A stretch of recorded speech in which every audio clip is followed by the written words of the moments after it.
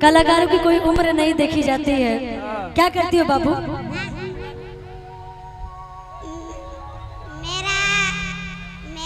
माँ बाप है और मेरा बहन बाप है।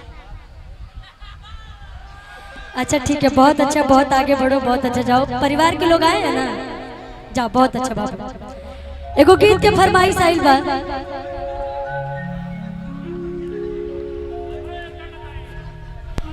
कि कांवर घोघरवा लाई। अगले साल निशा उपाध्याय जी आएंगे, आप लोग देख लीजिए, ये वीडियो कॉल पे है, कह रही है कि हम अगले साल आपके ग्राउंड पे आएंगे। तो इनका भाई हम लोग स्वागत करते हैं इस भागलपुर की धरती पे 2027 में। हम आप लोग को बता दें कि इससे भी भव्य कार्यक्रम होगा, पूरे ग्राउंड में टेंट होगा, इससे भी बड़ा आयोजन होगा।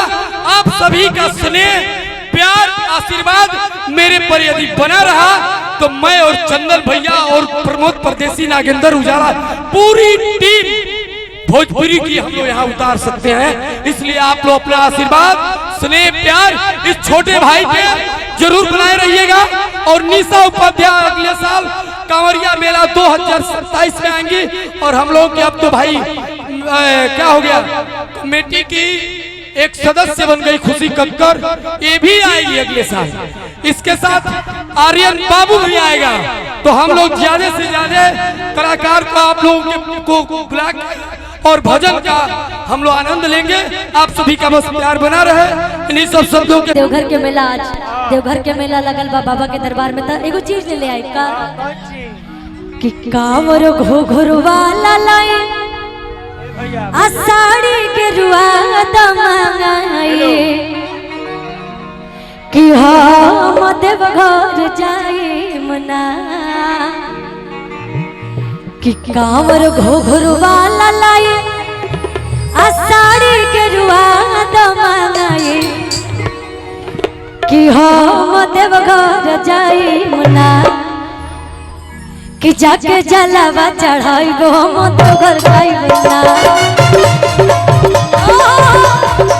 जाके जलावा चढ़ाई गो हम देवघर जाइब ना। जाके जलावा चढ़ाई गो हम कांवर लाई दादा।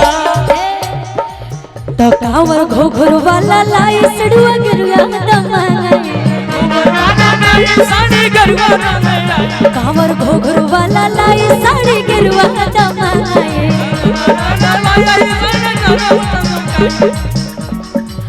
कि हम देवघर जाइब ना, कि हम देवघर जाइब ना, जाके जलावा चढ़ाई हम देवघर जाइब ना। जाके जलावा चढ़ाई हम देवघर जाइब ना। जाके जलावा चढ़ाई हम देवघर जाइब ना। जलावा चढ़ाई हम देवघर जाइब ना। क्या बात है?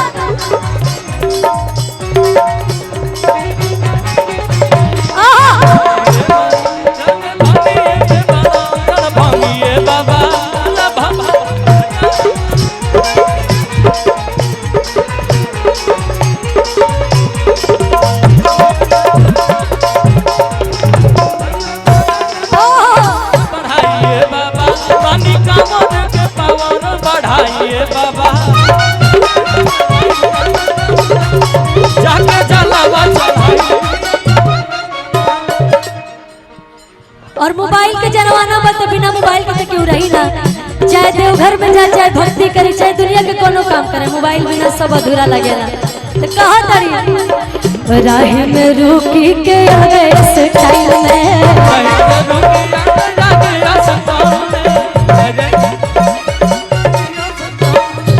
लेवल जाई सेल्फी पिया जी मोबाइल में, ले जाई सेल्फी पिया जी माहौल में, ले जाई सेल्फी पिया जी माहौल में। तो नारा बोलबम के लगाए, आ भोला जी के कोहराए, जाके जलावा चढ़ाई नारा बोलबम के लगाए, आ भोला जी के कोहराए। अच्छा, कोई ऐसे भोला बाबा की भक्ति करता है? भोला बाबा के चेला जितने सब एनर्जी में रहने चाहिए, एकदम पावर में। भोला बाबा के चेला इतना शांत थोड़ी रहते हैं, भोला बाबा के भक्त इतने शांत थोड़ी रहते हैं, एकदम पावर में रहते हैं, भर सावन। ऐसे कहा तारी कि हम देवघर जाइब ना।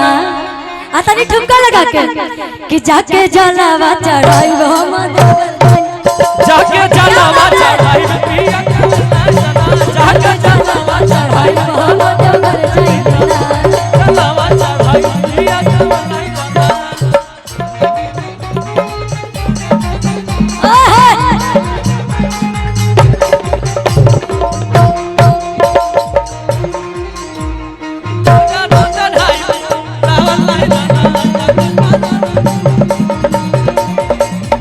चढ़ाई पिया कवर लाई गाना जाके जलावा चढ़ाई पिया कवर लाई गाना कोई ले बानी हम सब तैयारी कैले ले बानी हम सब तैयारी कैले ले बानी हम सब तैयारी असली हमारे बाबा के भक्त अभी बेटाया क्या बात है भैया संगत से गुनाह है संगत से गुंजार अभी एक से भरे तो मुझे पता है कि देखिए यहाँ पे बाबा का दरबार लगाया जितने भी लोग बाबा के दरबार में ठुमका लगाना चाहते हैं आशीर्वाद पाना चाहते हैं यहाँ पे आए यहाँ पे हाँ कोई ले बानी हम सब तैयारी कैले ले बानी हम सब तैयारी कैले ले बानी ये हमारा भोला बाबा के कम के सारी के ज्यादा चिल्ला लगता है कोई ले बानी हम सब तैयारी कैले ले बानी हम सब तैयारी कैले ले बानी हम सब तैयारी जाए के बाटे असो बाबा के दुआरे जाए के बाटे असो बाबा का दुआरी जाए के बाटे असो बाबा का दुआरी तनारा बोलबम के लगाए भोला जी के गोहराए जनाई भोला जी के गोहराई आप लोग को दिखाई दे रहा है दिखाई दे रहा है कि नारा बोलबम के लगाए भोला जी के गोहराए जनाई भोला जी के गोहराई कि हम देवघर जाइब ना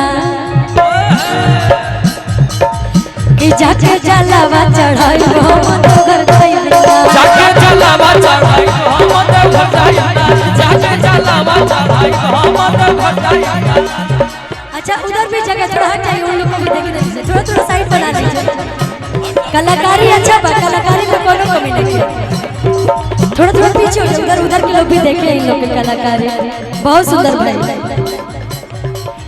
कि हम देवघर जाइब ना आ जाके जलावा चढ़ाई हम देवघर जाइब ना जाके जलावा चढ़ाई हम देवघर जाइब जाके जलावा चढ़ाई हम देवघर जाइब चढ़ाई हम देवघर जाइब जाके जलावा चढ़ाई हम देवघर जाइब ना जाके जलावा चढ़ाई हम देवघर जाइब जाके